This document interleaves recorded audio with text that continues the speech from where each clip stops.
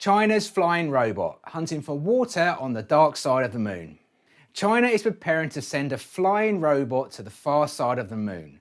Not for sightseeing, but for something far more important: the search for frozen water.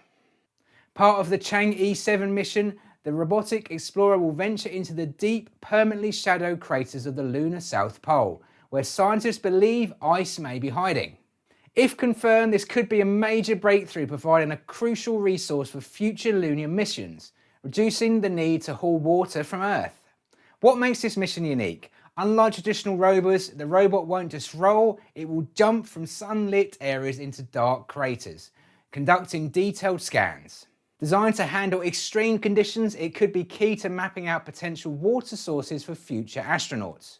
With China aiming for a crewed lunar landing by 2030, the mission is another step forward towards a long-term presence on the moon.